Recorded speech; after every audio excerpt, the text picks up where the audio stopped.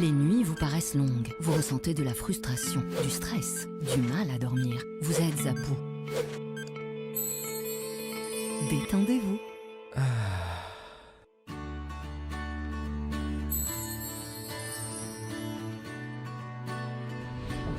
Réduction du temps d'endormissement, diminution des réveils nocturnes, relaxation. Une bonne nuit, ce n'est plus un rêve.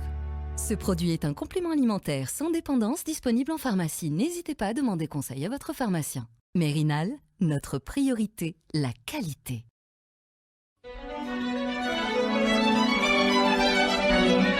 Pour bien s'entendre, il faut bien s'écouter. Rendez-vous sur M, la petite radio du Grand Maghreb. Amis auditeurs, bonjour, c'est le moment où mon téléphone sonne, j'ai oublié de le désamorcer. Merci de nous recevoir merci de nous rejoindre dans le café, dans le café presse politique, le 34e son présentateur attitré, Khaled Rani, qui passe ce soir sa 265e nuit en détention à la prison de Qli'a, Khaled Rani, dont on souhaite à chaque semaine la libération et qu'il nous rejoigne au plus vite pour exercer son métier de journaliste.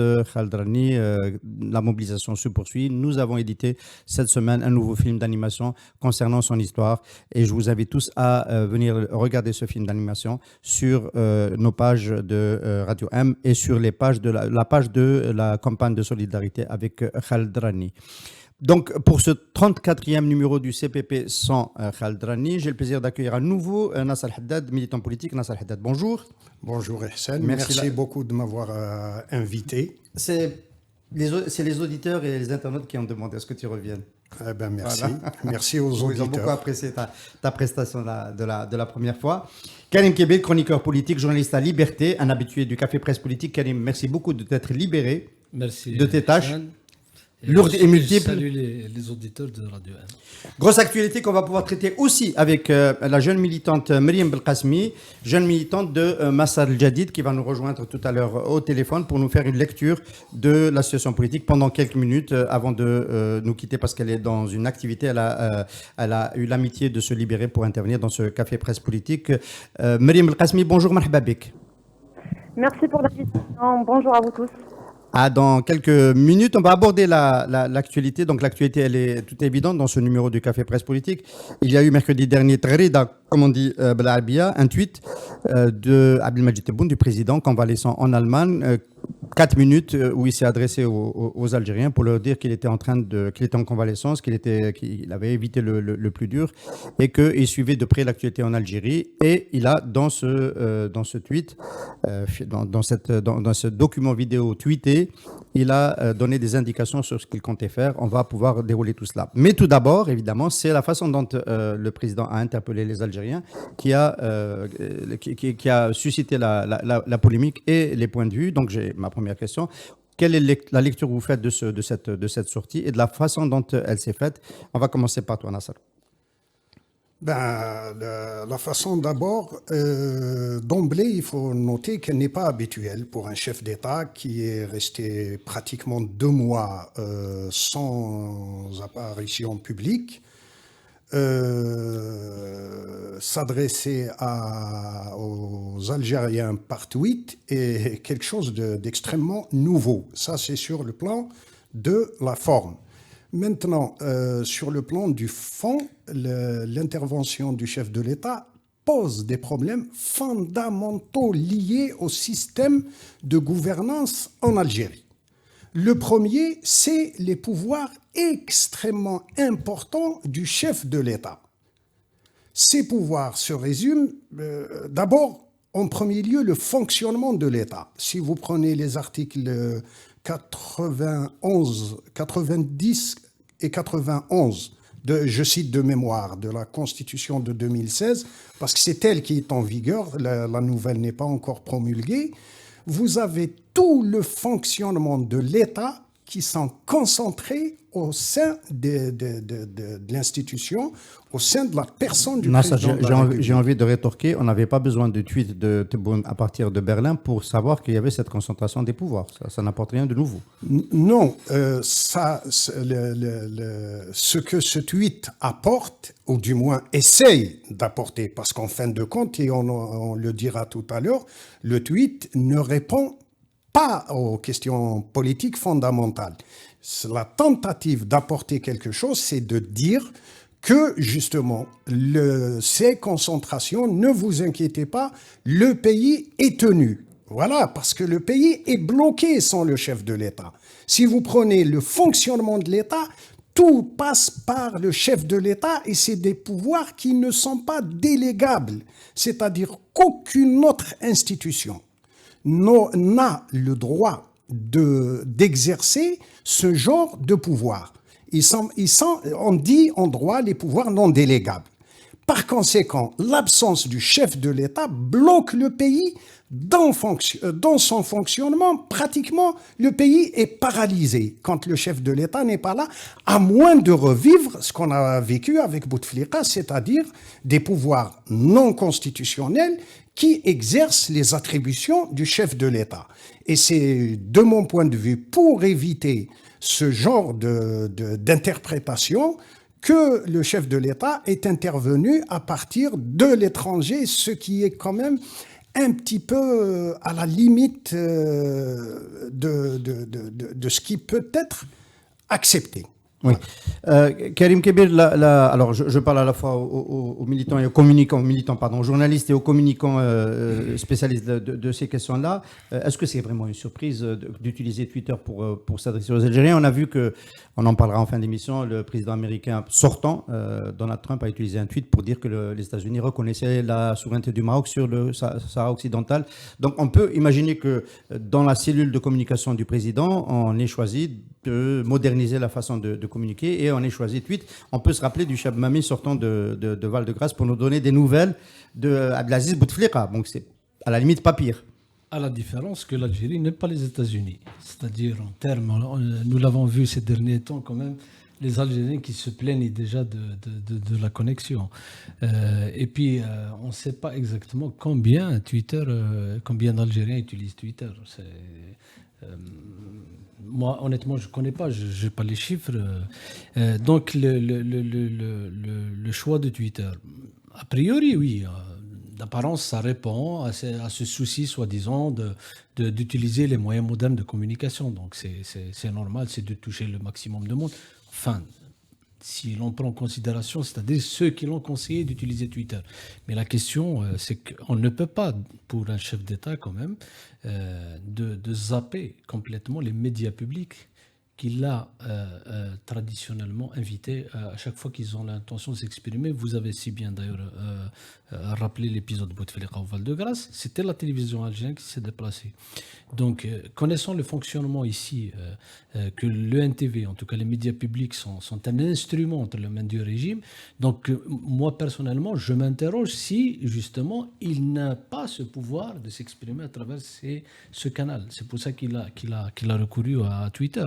D'autre part, comme je l'ai dit, il faut voir combien Twitter va toucher de monde. Est-ce s'il n'y avait pas le relais des autres médias, forcément... On était certain qu'il y aurait un relais. Voilà. Pas là. Donc, à mon avis, le choix, en tout cas, pose des questions. On va évoquer ces questions-là. Voilà. On va prendre déjà le point de vue de مريم القاسمي. مريم القاسمي من قبل ما تعطينا الرأي تاعك، القراءة تاعك في هذه التغريدة الشيء اللي جرى الأربعاء الماضي. أنا ماذا بيا الأسبوع الماضي ماذا بيا أنه تقول لنا زوج كلمات على المسألة الجديد. الجمهور الجزائري ما يعرفش الفعالية الجديدة هذه اللي برزت الأشهر الأخيرة كيفاش هي متموقعة في الفضاء السياسي الجزائري أو الجمعوي الجزائري. قبل ما نطرح لك سؤال حول القراءة، أو تقدري تقولي كلمة وتستنفي بالقراءة تاعك. D'accord. D'abord, l'initiative de Masal Jadid est partie d'un constat du refus du statu quo, ainsi qu'une volonté de ses membres d'être acteurs de la vie politique et de la société civile. Et d'ailleurs, le concept même des partis politiques ou de la vie politique était galvaudé et travesti pendant la dernière décennie au profit de quelques partis et organismes qui versaient davantage dans l'allégance et le compromis au détriment du rôle qui leur est naturellement consacré. Donc c'est là que l'initiative de Massal Jadid, donc elle a été créée. Tous les membres nous ont plus ou moins activés dans des associations ou là dans des partis politiques. Et on a un projet en commun donc qui est اللي راه يتزامن بعد مع هذه الجزائر الجديده ومع الشيء اللي صرا كامل في السنه الفارطه في الحراك نتاع 22 فبراير. والهدف نتاعنا هو تجديد الطبقه السياسيه وايضا يعني احداث القطيعه مع الممارسات السابقه. Voilà, donc هذا c'est un petit résumé المسار الجديد. Bon, concernant القراءة الأولية نتاع ظهور الرئيس في كلمة عبر تويتر، نظن أولا أنها يعني هي أنهت حالة من القلق والتساؤلات عن حالته الصحية، والتي يعني غذت العديد من الإشاعات اللي دامت عدة أسابيع، واللي في الحقيقة أنا جو لا كونسيدير ليجيتيم نظرا للتجربة المريرة اللي عدى بها الشعب مع مسألة مرض رئيس المخلوع بوتفليقة. وهذه نتيجة التخوف والهلع هي من إعادة خوفا من إعادة تكرار نفس التجربة، وخاصة أنه يعني تم التعامل مع ملف مرضه إعلاميا بطريقة غير محترفة اللي فتحت أبواب تشكيك. وهذا راهو تقليد قديم ماشي جديد على المكلفين بالتعامل مع الملف الصحي في الرئاسة. إذن القراءة الأولية هي أن ظهور الرئيس جاء أولا لطمأنة الأوساط الشعبية، لأن الخطاب نتاعو راهو دام 4 دقائق ما تحدثش كثير، وتحدث بطريقة بسيطة وتطمينية، يعني حتى يبعث الثقة للشعب في هذا الوقت الصعب، على عكس الخطابات نتاعو اللي عهدناها في المقابلات. انت عفوا مريم القاسمي، انت شخصيا طمنك التدخل تاع الرئيس تبون في 4 دقائق؟ يعني تقدر تعتبري انه خرجنا من لو ريسك دو ريفيفر ليكسبيريونس دو عبد العزيز بوتفليقه؟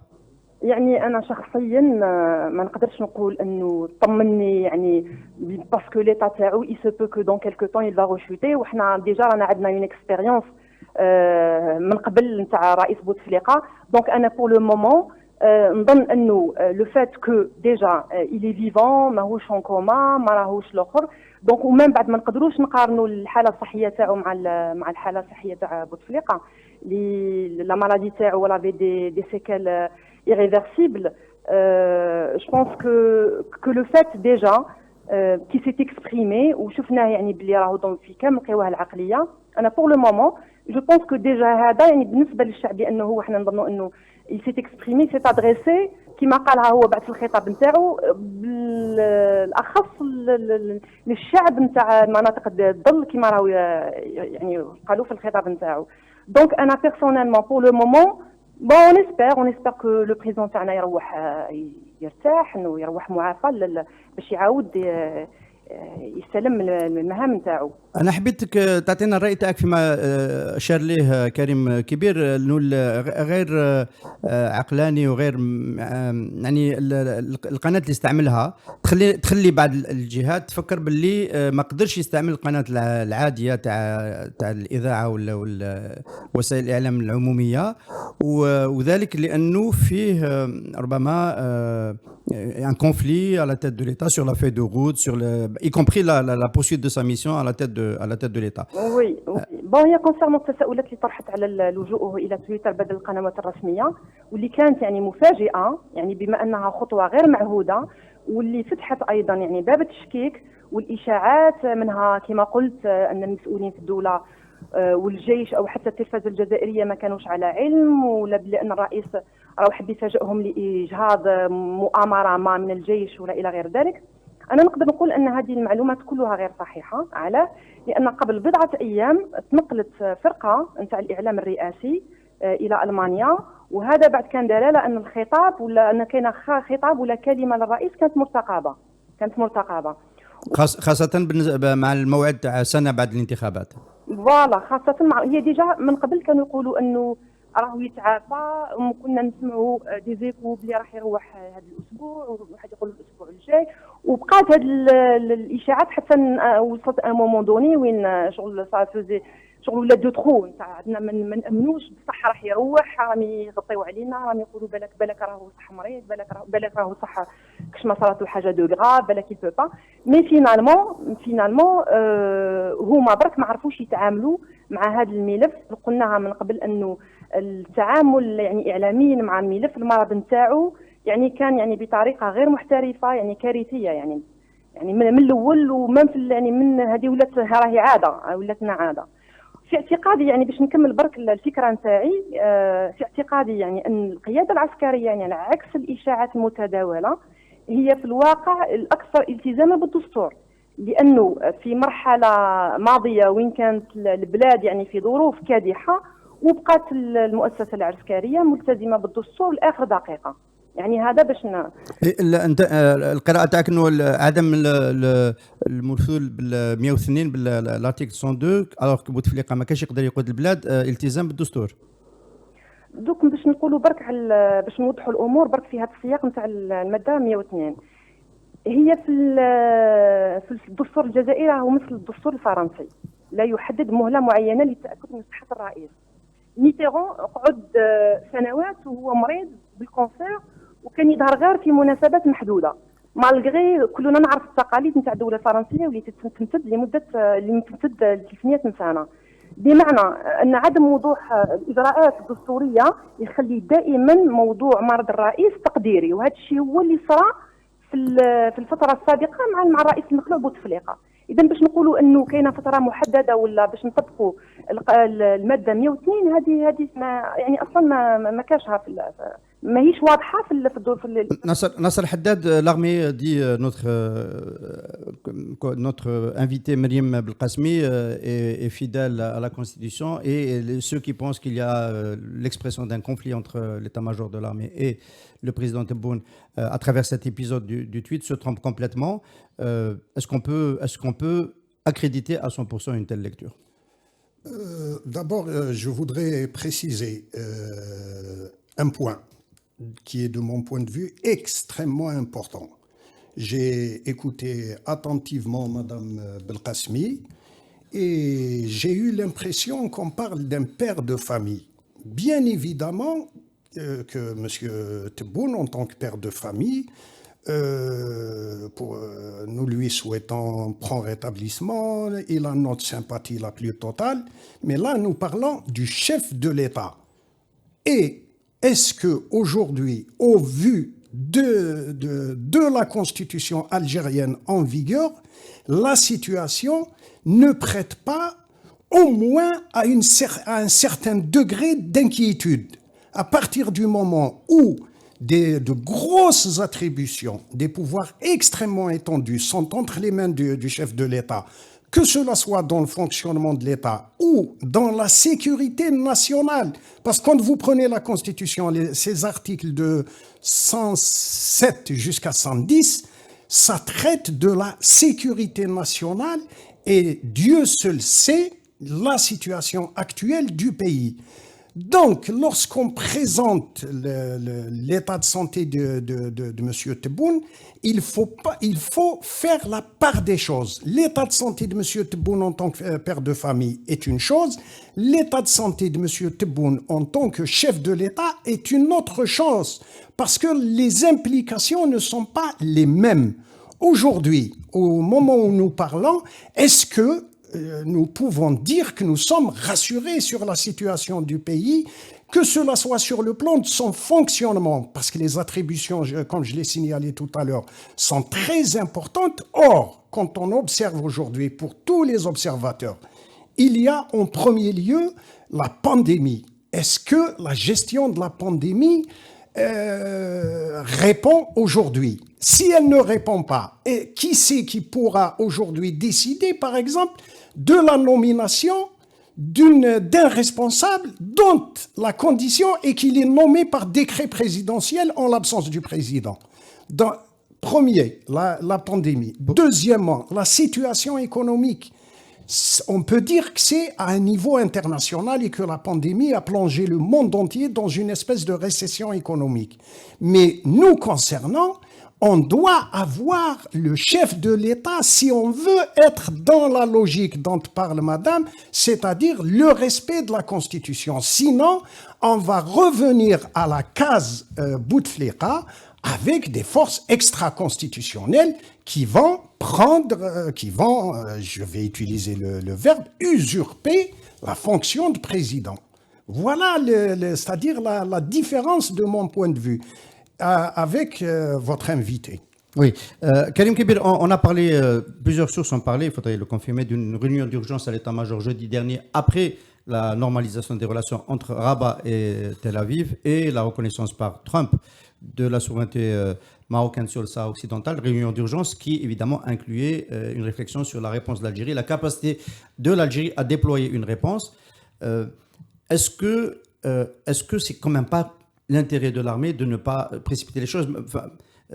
Quand Madame Belkacemi ou Mademoiselle Belkacemi dit qu'il n'y a pas, il y a fidélité, ils sont d'accord et que c'est en fait, on va le voir sur la feuille de route d'ailleurs avec ce qu'il a proposé.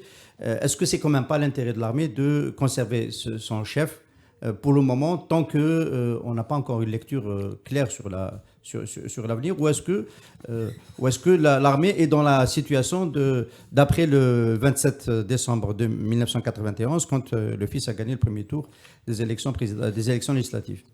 Moi, je suis de ceux qui pensent que, contrairement à ce que dit Madame justement, que l'armée est avec Tebboune, moi je demande à voir.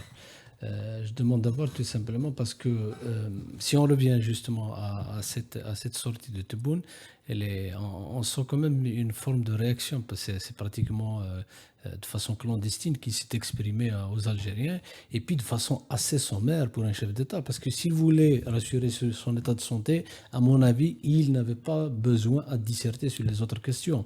Et quand vous prenez en considération, quand même, comme vous le citez, Hassan, la gravité, après la position du Maroc, la gravité de la situation, je ne pense pas que vous allez expédier cette question en une phrase pour dire que non, l'Algérie, et personne ne peut Donc, honnêtement, je demande à voir s'il y a réellement cette cohésion. L'armée, forcément, il est dans une position, à mon avis, délicate. Elle est très délicate parce que, justement, elle a sur les bras, c'est une patate chaude. Est-ce qu'ils sont eux-mêmes, ils étaient entraînés dans parce que c'est une impasse, en vérité, c'est une impasse. Même si Tebboune est là, ils n'ont pas... Probablement, il ne souhaite pas à ce qu'il parte. Mais vu son état de santé, je ne pense pas qu'il puisse reprendre ses forces et gérer, en tout cas, la situation actuelle. Les enjeux sont immenses. La situation sur le plan économique est désastreuse. Sur le plan social également, sur le plan sécuritaire, on l'a vu. Donc je ne pense pas que l'Algérie peut se payer le luxe de ne pas avoir un chef d'État suffisamment capable de gérer autant de dossiers. Et je ne pense pas que c'est avec ces assurances, soi-disant de Tebboune, que l'Algérie risque de s'en sortir. Hein. Donc c'est pas évident.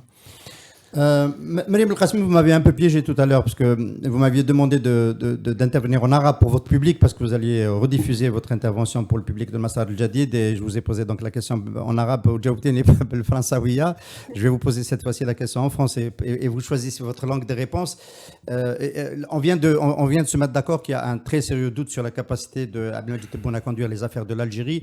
Donc ma question c'est, est-ce qu'il n'y a pas aussi un gros doute sur sa feuille de route politique, parce que c'est de ça qu'on va parler maintenant, et il nous a donné une indication sur sa feuille de route politique puisqu'il a demandé à ce qu'on continue le processus après la Constitution en modifiant la loi électorale dans un espace de 10 à 15 jours. Est-ce que vous, Masdar al-Jadid, vous vous inscrivez quand même dans le processus électoral qu'il veut continuer en dépit du fait qu'il y a de gros doutes sur sa capacité, et on a vu ce qui s'est passé le 1er novembre, les Algériens ne sont pas dans ce processus? Bon, ce qui concerne les lois organiques qui vont accompagner la Constitution. Nous, في المسار الجديد, on a organisé des assises de discussion et de concertation. نقدر نطرح عليك سؤال؟ عندكم يخليوكم ديروا الاجتماعات العلنيه؟ الاجتماعات العلنية. قلت لي اون اورغانيزي، احنا في نداء 22 ما قدروش. On le fait par Zoom. احنا رانا عندنا. Voilà, c'est ce que je voulais savoir. Merci. Vous invitez تحضروا معنا، رانا نديروا même la semaine prochaine, on va organiser des... Il y a eu la SAFEX quand même. Hein. Il y a eu la SAFEX juste avant le 1er novembre. Vous avez bénéficié d'une autorisation à la SAFEX. بصح عليكم ماذا بينا نأمل الناس كل الفعاليات في المجتمع الجزائري تقدر تمارس التشاور السياسي، يعني في احترام، في ظل احترام بطبيعة الحال les règles de sécurité pour le Covid. Justement, فيما يخص هذه النقطة بعد احنا بلا parmi les raisons اللي خلاتنا quelques-uns parce que احنا الدستور الجديد هذا درنا حملة، ماشي حملة اننا حملة تاع نعم مع الدستور، ولكن حملة باش شرحنا فيها واش لي لوا اللي جا فيها الدستور الجديد هذا. وبارمي لي لوا كي نوزون انكوراجي يعني باش نمشيو مع هذا الدستور انه دوغينافون التجمعات وال الخارج والتظاهرات ما يكونوش بمبدا الترخيص وانما بمبدا التصريح. دونك حنا ماذا بينا لي ريونيون هادو ولا تجمعات ولا يكونوا pour tout le monde. On est pour la liberté d'expression, on est pour la démocratie, on est pour que la loi soit appliquée sur tout le monde. Voilà. Donc باش نرجع برك لموضوع الانتخابات، احنا كما قلت في المسار الجديد on a organisé des assises donc de discussion et de concertation. درناهم avec des juristes ou des constitutionnalistes حتى نقدم اقتراحات لصياغة القانون العضوي لتنظيم الانتخابات. Donc pour que le nouveau parlement soit plus représentatif, plus crédible, plus efficace et plus transparent. Et ce qui concerne la participation ou non du Massar al-Jadid, je pense que pour le moment c'est une question prématurée. Et on pense que le plus important pour l'instant, c'est qu'il y ait une bonne discussion d'abord autour de cette loi organique. Parce que justement aujourd'hui, les textes organiques ont pour rôle de donner toutes les garanties sur la transparence du processus électoral. وحنا من بعد كي يخرج القانون نتاع القانون العضوي هذا تاع تنظيم الانتخابات ثم حين نتناقشوا نشوفوا كان نشاركوا ولا لا في الاستحقاقات المقبله. Est-ce que vous avez été consulté pour la production de cette loi organique sur les élections? Non, on n'a pas été consulté parce que déjà من قبل même في الدستور on a donné des propositions parce que حنا رانا مش غير رانا الانيشاتيف تاعنا راه يضم المجتمع المدني، راه يضم المنظمات دي سانديكا. دونك يعني وين يكون حاجه اللي تهم tout ce qui concerne la vie politique ولا tout ce qui concerne صياغه تاع القوانين ولا احنا اون دون دي بروبوزيسيون. المعيار الوحيد تاعكم بالنسبه لقضيه المشاركه مع عدم المشاركه هي المضمون تاع القانون العضوي هذا، ولا فيه يعني دي بريالاب واحد اخرين مرتبطين ربما بممارسه الحريات الى اخره اللي تجعلكم ربما تقدروا تقاطعوا مثلا le référendum il s'est déroulé ou les élections de 2019 le 12-12 se sont déroulées alors qu'il y avait des dizaines de militants en prison, des candidats au présidentiel en prison. بالنسبه لكم est-ce que c'est un problème ولا est-ce que تقدروا تروحوا الانتخابات حتى ولا كان الوضع مثل هذا؟ بون هي باش نكونوا برك يعني نحطوا نفهموا مليح في هذه النقطه نتاع المعتقلين احنا المسار الجديد يعني كان ما بين les initiatives qui ont plus abordé لو سوجي هذا نتاع المعتقلين. دايوغ انا تبنينا العديد من الملفات نتاع المعتقلين اللي كانوا عندنا الملفات نتاعهم، منها ملف ياسين ميباركي، منها ملف وليد. اسمحي لي ياسين ميباركي نظن الافوكا ماتر الساسي احنا المعلومات اللي عندنا، احنا بعثنا راديو ام تغطيه البروسي تاع ياسين ميباركي اون ابل. Le sentiment que nous avons, c'est que la défense de monsieur Mebarki, malheureusement avec Hicham Sassi, n'a pas aidé à mobiliser le collectif Grève des avocats à Al-Hirak. Et donc, on a le sentiment que la défense de Mebarké s'est faite dans une négociation avec la DSI, avec les services de sécurité, pas dans une démarche de... Et ça, je peux me permettre de le dire parce que j'ai discuté avec Hicham Sassi, ici même à Radio M, et c'est ce qu'il m'a laissé entendre. احنا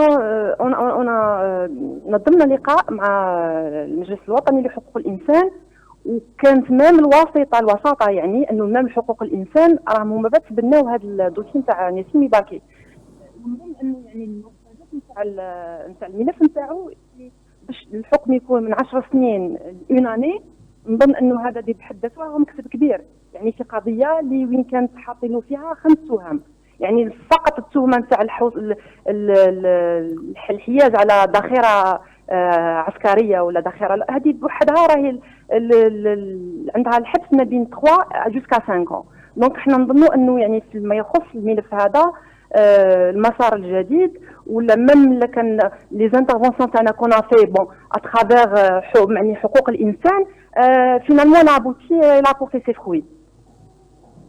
طيب اذا كنت انا اللي حبستك، كنت تتكلمي على شروط العمل اللي تجعلكم انكم تشاركوا بالنسبه لحقوق الانسان. اذا كان الجو مثل هذا تشاركوا ولا ما تشاركوش؟ نظن انه ديجا ليتا اكطويلمون ولا السلطه elle est plus dans un esprit de conciliation et d'apaisement.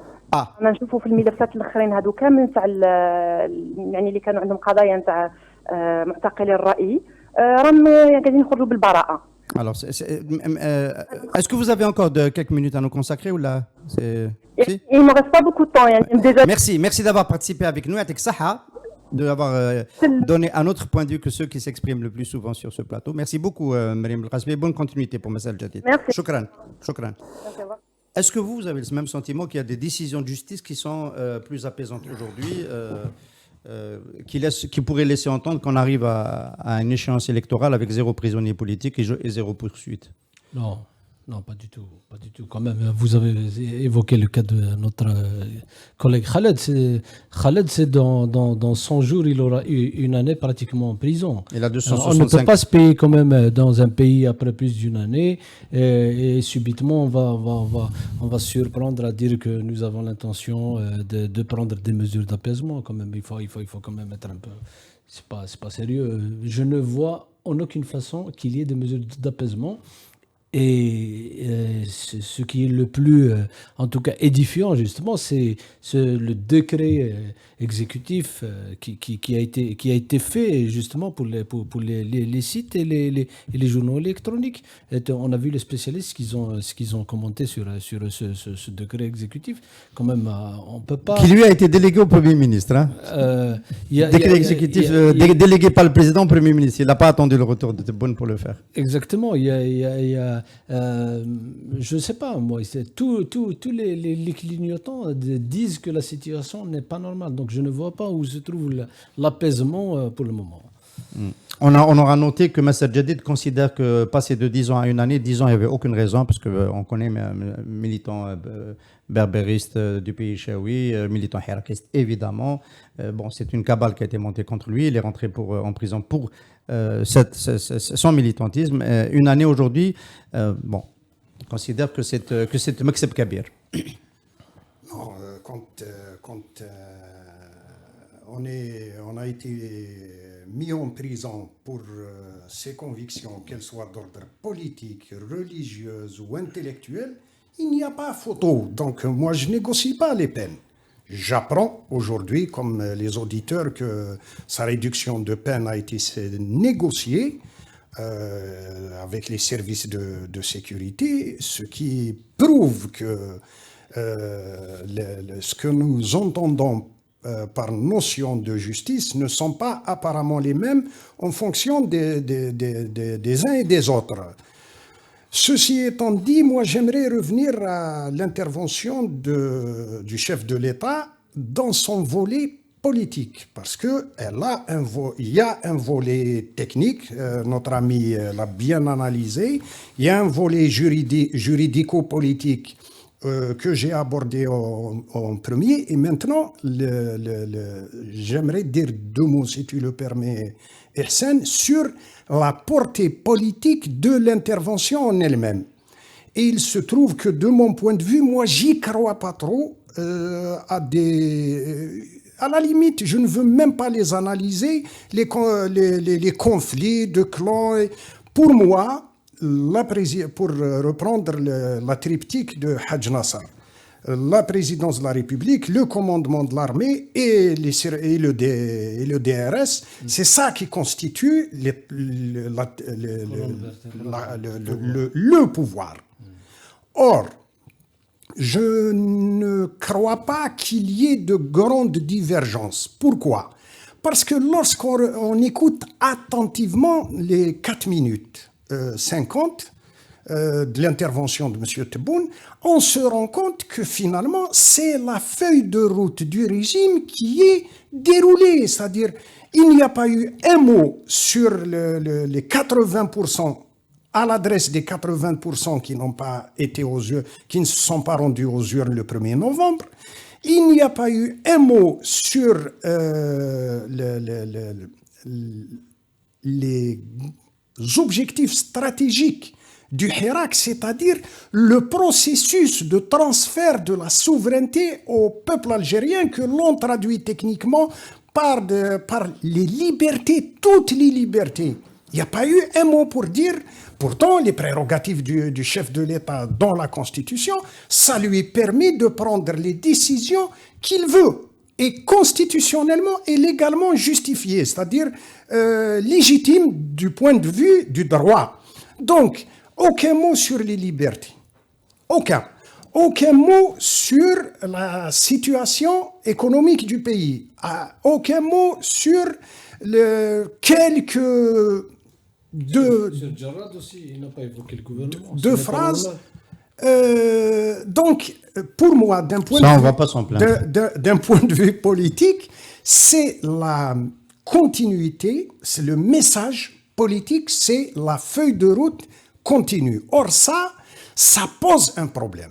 Tu peux témoigner, j'ai toujours dit que nous sommes encore dans la phase 1 de la révolution, c'est-à-dire la construction du rapport de force politique. Aujourd'hui, la pandémie a fait que le rapport de force politique est un petit peu équilibré. Ni la révolution, le Hirak, qui dispose d'une feuille de route, n'a cédé d'un iota.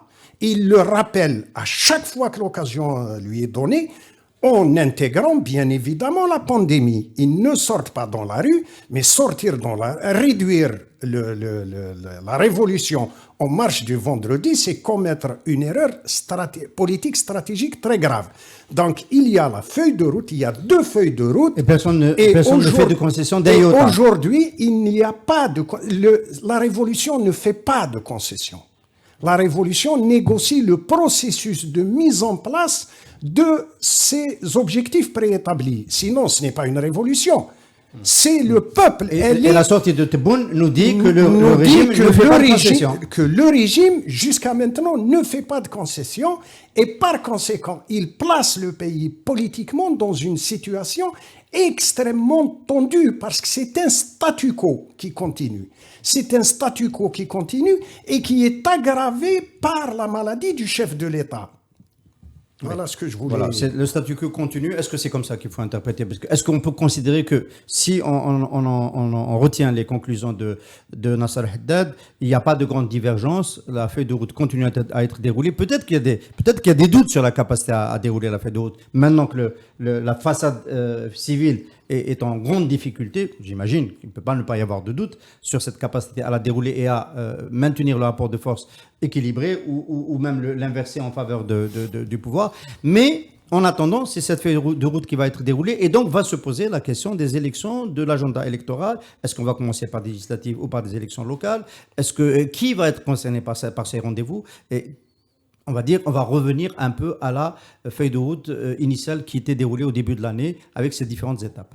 Moi, je pense, encore une fois, je dis que cette intervention de Tebboune, c'est, de mon point de vue, il répond justement à à peut-être éventuellement des résistances, des gens qui envisageaient une autre sortie de crise. Donc personnellement, j'ai le sentiment qu'il y a une forme de précipitation pour répondre à des menaces. Il répond à des menaces. C'est pour dire que voilà, on reste sur ça. Ça peut être quoi, ces résistances? Bon, je pense, en tout cas, quand on voit un parti comme le MSP, tout de même qu'on ne peut pas dire qu'il n'est pas informé, qui a soutenu le processus du référendum et puis subitement il change carrément de cap, ce n'est pas fortuit. Nous avons eu aussi d'autres partis, dont le FFS par exemple, qui a appelé à une conférence nationale. Nous avons vu le Hajj Nasser qui a proposé c'est-à-dire de constituer une forme d'un haut comité d'État comme en 80. Un conseil qu'il a appelé lui conseil des sages. Conseil des sages. Ouais. Il y a aussi Rahabi qui a parlé, qui a évoqué chez nos confrères du soir d'Algérie, qui a dit que nous avons des initiatives mais nous attendons tout le monde. Il y a eu même Mohamed El Abbas à cette même place qui a appelé à une conférence nationale. Tout ce bon monde, je ne pense pas qu'ils sont toujours dans cette attitude de lancer des balançons. C'est que probablement où ils ont eu des garanties qu'il y a un début de dialogue, des vrais décideurs, ils tentent de... Est-ce qu'on a besoin d'attendre des garanties pour demander quelque chose d'évident? Qu'on ne peut pas continuer avec cette feuille de route. Exactement, ça c'est à leur niveau justement. C'est pour ça que je vous dis que Tebboune la sortie, de mon point de vue, elle réagit parce qu'il y a des gens qui disent que c'est bon, on est dans une grande impasse, nous ne pouvons pas continuer comme ça, il faut changer une autre approche. Alors une autre approche, je vous pose une question. Est-ce qu'on peut imaginer que cette autre approche, qui serait une approche qui va écouter le Hirak, écouter l'opposition, réintégrer dans le jeu les revendications populaires, essayer de faire le début d'une transition démocratique. En tout cas, qu'il y ait de la discussion, en tout cas que les Algériens se parlent. Est-ce qu'on peut imaginer que l'armée le fasse avec Abdelmadjid Tebboune comme président, même convalescent, et qu'à la limite, il essaie de faire de Abdelmadjid Tebboune le grand ambassadeur de cette mission pour préparer peut-être une sortie par le haut. Est-ce qu'on peut imaginer ou est-ce qu'il n'y a aucune chance que ce type de consensus se fasse? Parce que ça peut se faire. Moi, j'ai même dit sur une autre antenne que celle-là, qu'Abdelmadjid Tebboune, il est mort politiquement, mais qu'il peut encore faire une grande sortie. Il peut faire une grande sortie en mettant en place un processus de ce type-là, comme a tenté de le faire Abdelaziz Bouteflika. Devant le Hirak, au moment où le Hirak était en train de le chasser, il a tenté avec la conférence nationale, avec les prérogatives qu'il voulait donner à cette conférence, etc. Pourquoi Tebboune ne le ferait pas? Est-ce que vous pensez qu'il peut encore le faire? D'abord, il est passé pas loin de la mort, donc ça donne des idées. Hein. D'abord, il faudrait qu'il récupère physiquement. Lui-même dit, ça fait 2 mois qu'il est absent. Et lui-même dit qu'au moins d'ici 3 semaines. Or, on ne peut pas se permettre ce statu quo. Les solutions sont connues, les solutions existent. Il y a une feuille de route qui a été tracée par la Révolution et toutes les institutions doivent concourir, l'armée, le commandement de l'armée en premier, doivent concourir à la mise en place de ce processus. Après, qu'on peut parler de processus constituant, on peut parler de comment on va organiser tout ça. L'essentiel, c'est qu'il y ait une volonté politique qui montre, qui montre un objectif qui replacera la confiance au centre des débats. Aujourd'hui, la confiance est rompue. Comment voulez-vous que je puisse croire à une quelconque feuille de route de M. Tebboune, alors que les libertés sont complètement bafouées quotidiennement, qu'on ne peut pas s'exprimer, on ne peut pas se réunir, on ne peut pas, en dehors des quelques comme ça îlots de liberté et qui sont de temps en temps bloqués parce que c'est des publications qui se font par Internet, des dizaines de militants du Hirak qui sont encore en prison. Donc il y a c'est-à-dire il n'y a pas les signes qui laissent entendre que il y a une volonté. Maintenant, une fois que j'ai dit ça, bien évidemment qu'en politique, c'est les rapports de force. Et le statu quo actuel est intenable. Il est intenable pour d'abord le régime. Il est intenable d'abord pour le pouvoir. Et d'une, et de deux, c'est à eux. C'est eux qui détiennent tous les leviers de commande. C'est à eux de proposer une démarche qui réintroduira un tant soit peu de la confiance et ensuite que les acteurs politiques qui ne s'inscrivent pas dans le projet de reconstitution de la façade, c'est-à-dire revenir à 97, allez, on a un président, on va faire un parlement, on fait remplir le palais Zérout et on continue jusqu'en bas, avec cette fois-ci aucune emprise sur le pays réel. C'est-à-dire le référendum du 1er novembre a démontré que cette démarche n'a aucune emprise politique sur le pays réel. J'espère, j'émets le souhait que la sagesse l'emportera et que ces jours-ci, il y aura des propositions ou des signes qui permettront à ce que on puisse sortir du statu quo actuel qui est extrêmement dangereux pour le pays. L'armée, Ihsan, si tu permets, Bien sûr. ça sera, elle ne peut pas se permettre le luxe, encore une fois, de sortir, parce que on avait spéculé déjà qu'elle a été mise en avant durant les années 90. Elle s'est retrouvée malgré elle au devant de la scène après le départ de Bouteflika. Je ne pense pas qu'aussi qu'ils vont encore une fois se permettre d'être à l'avant-garde pour gérer le pays. Ça, c'est un argument qui plaide pour le maintien de Abdelmadjid Tebboune au palais de Mouradia. Qu'on s'entende bien, parce que si on devait le débarquer, l'armée va se retrouver en première ligne, de facto. D'où ma question, est-ce que finalement l'organisation d'élections législatives, si c'est à cela que pense Abdelmadjid Tebboune quand il dit on doit changer la loi électorale, que donc la première échéance, ce sont législatives, est-ce que finalement, ce n'est pas ce qui devrait arranger, dans le cadre du statu quo qu'il y a, tout le monde, avec peut-être une petite... Parce qu'il y a deux grands scénarios, c'est chacun veut tout, mais il peut y avoir un petit aménagement pour essayer de recruter un peu plus d'adhérents à un processus électoral. On peut imaginer qu'il y ait quelques partis, il y a ces nouveaux acteurs de Masser El-Jadid, on peut imaginer que des partis qui veulent changer les choses de l'intérieur rejoignent. Est-ce que ce n'est pas un risque ? Si tu permets, ça ne peut pas se faire, c'est impossible. C'est impossible, on ne peut pas reconstruire. Il n'y a pas de démocratie sans parti politique. Non, mais Belflis, on pensait qu'il n'irait pas au présidentiel de 2019. Non, moi j'ai écrit, tu peux voir mes écrits d'avant mai. Et j'avais dit qu'il est, enfin sans le citer, mais j'avais dit que ceux qui avaient une revanche à prendre iront en courant. Donc que Benflis, moi j'irai plus loin, que M. Benflis et même d'autres partis.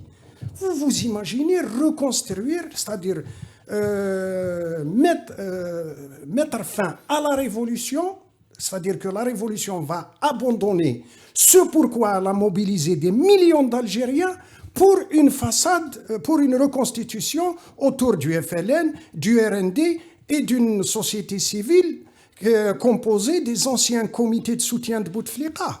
C'est terminé. Est-ce que c'est si terminé que ça, Karim, ce processus, cette capacité à clientéliser une partie de la classe politique? Oui, je pense que c'est. Oui, je pense. Bon, il en restera toujours. Il y a des opportunistes, c'est normal. Il y a ceux qui sont tentés. En tout cas, les parasites. En tout cas, ça existe. Hein, on peut pas. C'est pas. Alors, si on va au-delà des parasites. Mais en tout cas,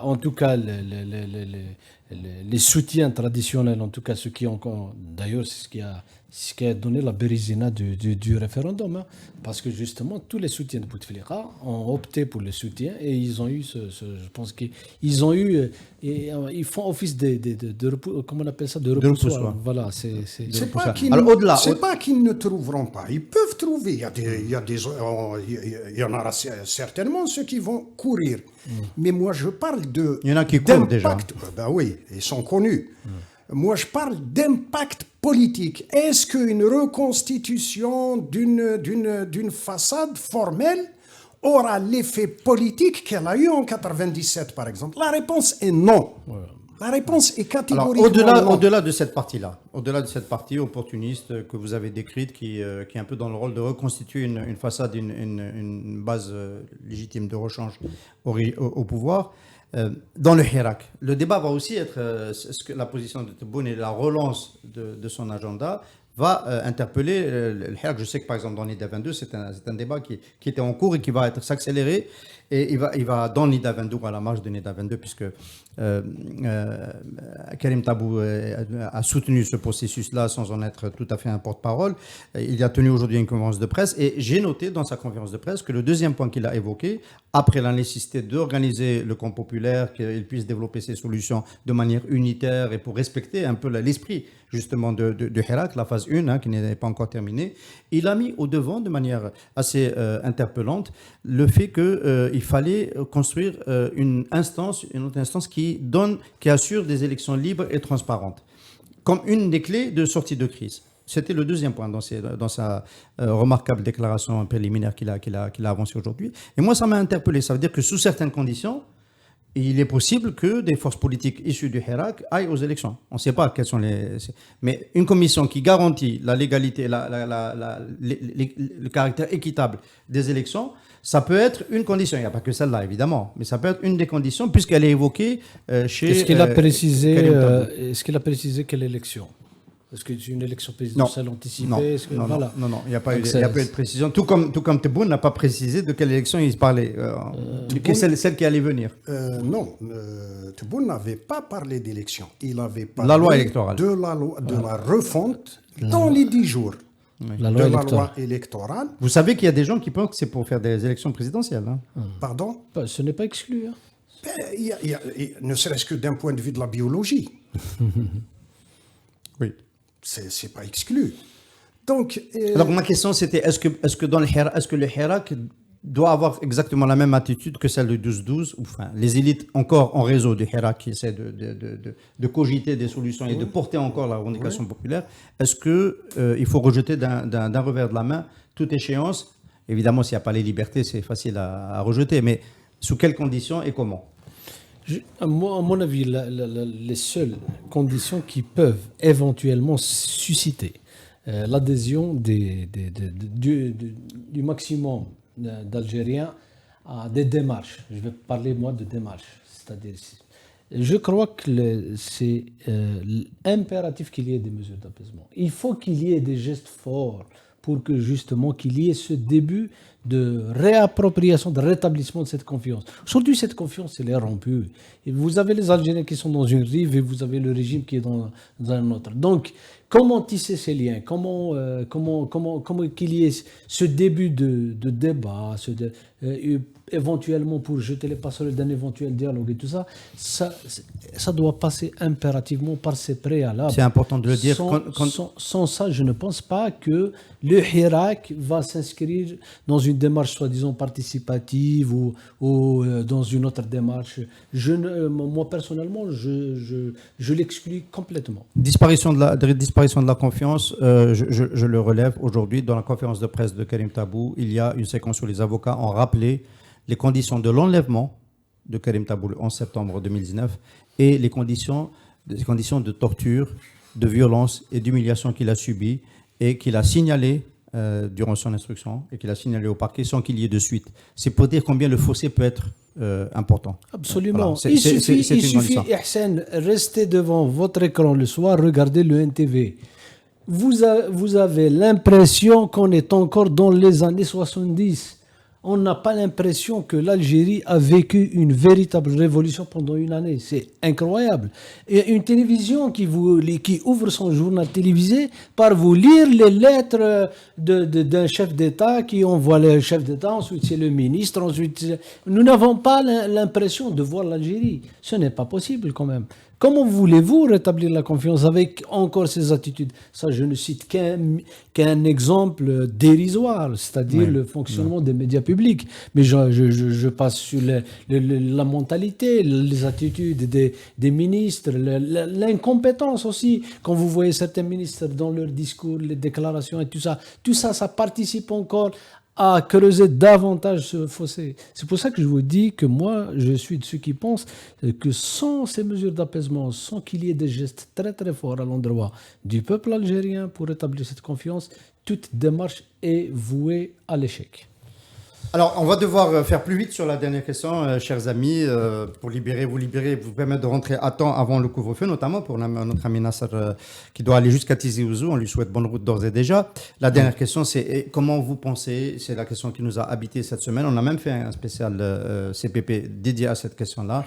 L'évolution sur nos frontières ouest, la reconnaissance par les États-Unis de la souveraineté marocaine sur le Sahara occidental. Le risque, cette fois-ci, est de plus en plus perceptible de guerre de guérilla du Polisario sur les phares, tout au long du mur, tel que c'est dit dans le jargon du Polisario. Si on s'inscrit dans cette voie, si ça continue, parce que ce qui s'est passé ces derniers temps ne fait que pousser dans la voie de l'escalade, comment ça va impacter ce dont on a discuté aujourd'hui? Est-ce que ça va pousser l'armée à conserver son président, entre guillemets? Est-ce que ça va pousser l'armée à envisager une autre situation en Algérie? Est-ce qu'elle va prendre prétexte de cette situation-là ou pour durcir le temps avec toutes les voix discordantes dans le pays? Comment ça risque de se passer avec cet élément nouveau qui est en fait un élément très très impactant? J'avais signalé tout à l'heure l'importance du chef de l'État, de la présence du chef de l'État lorsqu'il s'agit de la sécurité du pays.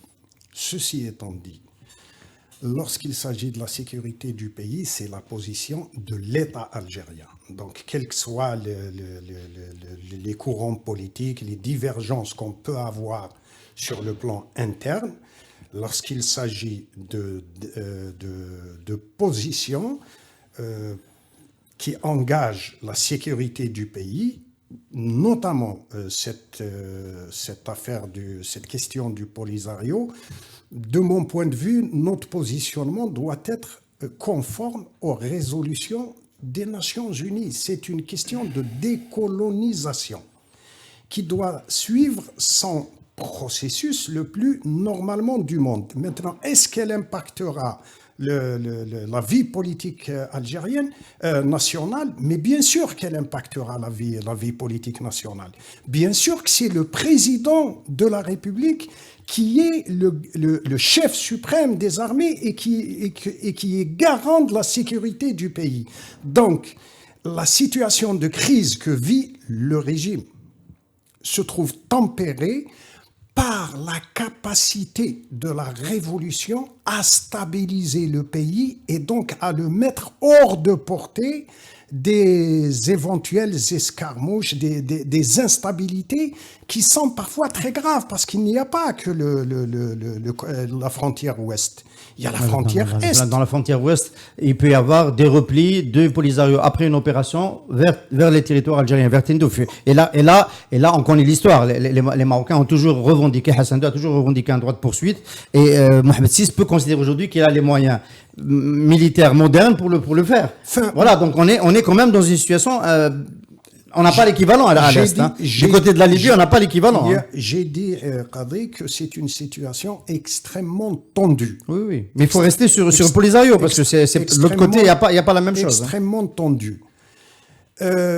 Jusqu'à maintenant, à ma connaissance, j'ai suivi un peu les déclarations des uns et des autres. Il n'y a pas encore reprise des hostilités armées, et jusqu'au moment où je parle.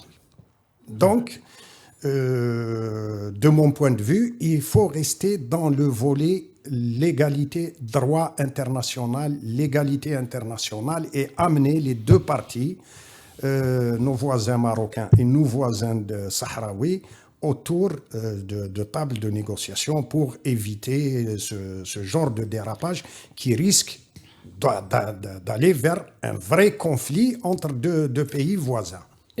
Si le Maroc, en tout cas, même si par ailleurs on dit que ça fait quand même depuis quelques années que ça se négocie, si le Maroc a réussi à ce coup, bon, enfin il n'a pas réussi tout à fait parce qu'on ne sait pas comment que ça va évoluer, parce que bon, tout le monde dit quand même c'est vis-à-vis de résolutions de l'ONU, c'est quand même quelque chose d'hallucinant. s'ils ont fait ça, c'est parce qu'ils ont exploité quand même la faiblesse de l'Algérie. On peut aussi penser qu'il Yeah. fallait obtenir quelque chose de Trump avant qu'il parte. Oui, Donc oui, c'est plutôt cet agenda qui a déterminé. Oui, absolument. Mais aussi le facteur algérien a joué aussi. Ça peut-être aussi, il a accéléré un peu la. Si nous avions, comme à l'époque, justement une diplomatie assez agressive, je ne pense pas quand même qu'ils auraient beaucoup calculé avant de prendre. Regardez d'ailleurs même en Tunisie. Est-ce que vous pensez qu'il y a quelques années, un ancien responsable pouvait s'exprimer comme ça? Je pense au ministre des Affaires étrangères tunisien. Est-ce que vous imaginez, il y a quelques années, qu'un ancien responsable tunisien va s'exprimer comme ça sur l'Algérie? Il ne le ferait jamais. Il n'aurait jamais le courage de le faire. C'est parce que justement, ils ont exploité cette absence, Merci cette de- pratiquement faiblesse de la diplomatie algérienne et de la faiblesse de l'Algérie. Mais en termes sécuritaires, moi, je ne suis pas donneur de leçons. Je sais que les Algériens, ils sont jaloux de leur pays. Quand il y a un danger extérieur, moi, personnellement, je ne m'inquiète pas. Ça, ils sont unis, il n'y a pas de problème, ils l'ont prouvé plusieurs fois. Seulement ce front dont ils parlent, moi, je ne veux pas aussi que, au motif qu'il y a des problèmes au niveau sécuritaire, ils exploitent aussi soi-disant ces menaces pour, encore une fois, se légitimer. Est-ce qu'ils ont intérêt à laisser faire pour les Algériens, justement pour avoir une belle diversion du point de vue des problèmes internes? Ils vont Laissez faire pour les Algériens qui revendiquent la possibilité de reprendre les armes et qui a décidé de le faire. Est-ce que Alger Je ne pense pas qu'ils vont laisser faire, mais tout de même, l'Algérie a besoin de reprendre la main. Elle a besoin de reprendre la main. Comment il va reprendre la main? C'est justement avoir un front très puissant au niveau interne. Et ce front, il ne peut se faire qu'à travers une communion avec le peuple. Et pour avoir cette communion, c'est répondre à ses aspirations, c'est laisser les Algériens s'organiser, c'est qu'ils soient libres et qu'ils désignent les gens qui vont les représenter et qui vont parler en leur nom. Ce n'est pas comme avoir des députés. On nous annonce qu'on a des députés de l'immigration alors qu'ils ne représentent personne que personne ne connaît. Ce n'est pas possible. On ne peut pas continuer comme ça. Merci beaucoup Karim Kebir d'avoir participé à ce Café Presse Politique. Merci Nasser Haddad d'avoir participé, de l'avoir animé. Merci encore à Mariam El-Kazmi qui était en début d'émission avec nous, représentante de Massal El-Jadid. Merci surtout à notre public large et fidèle, de plus en plus large et fidèle, de continuer à nous suivre. Continuez donc à nous suivre, aussi à vous abonner à notre site et à notre page sur YouTube également pour la chaîne, parce que c'est de là que viennent nos revenus. Merci encore une fois, à comme Saha, et à mercredi prochain.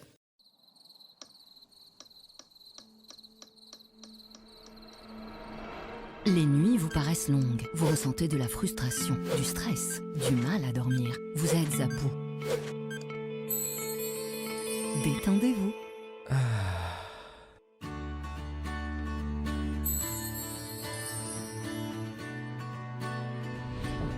Réduction du temps d'endormissement, diminution des réveils nocturnes, relaxation. Une bonne nuit, ce n'est plus un rêve.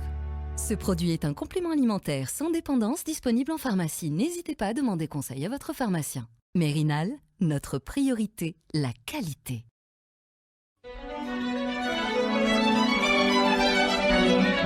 Pour bien s'entendre, il faut bien s'écouter. Rendez-vous sur M, la petite radio du Grand Maghreb.